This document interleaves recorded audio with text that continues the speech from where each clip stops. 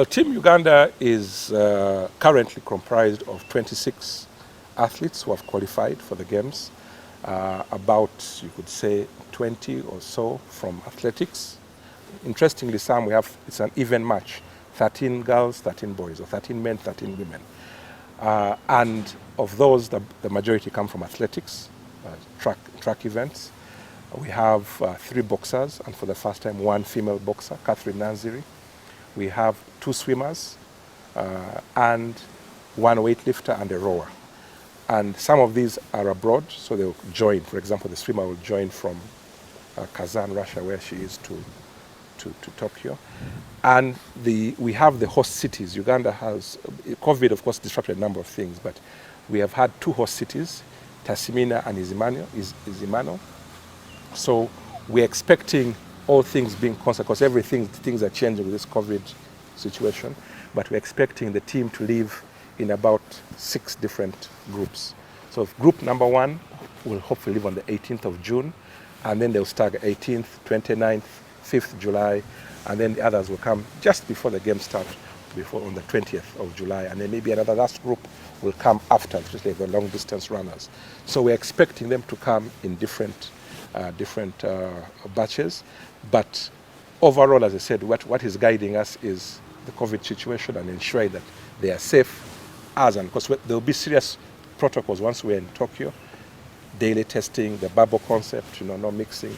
So we're keeping our fingers crossed that the team remains safe. We're monitoring them, and we wish them all the best as they prepare to start living in the next couple of days. Okay, let's talk about the size of the contingent you are planning for Uganda, the whole contingent. Yeah. Yes, how big is it?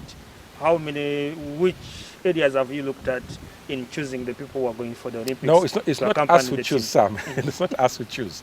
How it works is that there are 4 categories of people who go for these games. Let's first put COVID to the side. First category is Team Uganda, the chef de mission, team manager, administrator, and then for 1 to 4 athletes, you're entitled to an official. If you have a lady, 2. So for example, athletics that has almost 20 will have close to 6 or so officials. So the Uganda Athletics Federation will send through the officials that are mandated to go. And some federations have requirements of what kind of coach or official can accompany the team.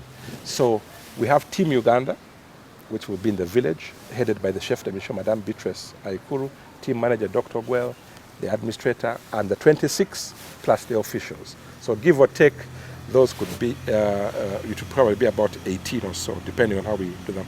So for swimming, there are 2, boxing there will be 2, those are 4, then weightlifting 1, rowing 1, and the bulk of the officials will come from athletics. So those come from the federations.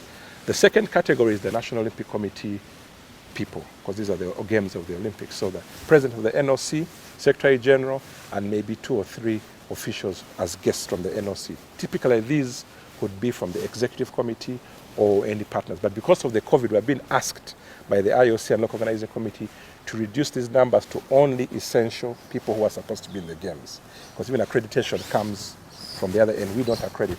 We are accredited by the local organizing committee and the IOC. And these accreditations are monitored very seriously and carefully. So they don't just give you an accreditation, you have to justify it.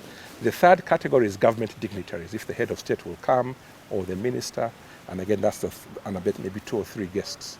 The fourth category was fans, people who could buy tickets. But because of COVID, they have changed the rules. The fourth category has been cancelled, no fans allowed. So all those people who had bought tickets will have to seek refunds or compensation from the ticket sellers, or authorized ticket resellers. Accompanying guests who normally would go, for example, the president of the NOC or the secretary general is allowed an accompanying guest or an IOC member. Those have been cancelled, so they're not going. There are no accompanying guests allowed, and this is guidance from the IOC. So it's going to be, that's the team, and very soon we shall be publishing this team so that everybody can see who is on the team. And I think, give or take, it might be a team of close to about 53 in total.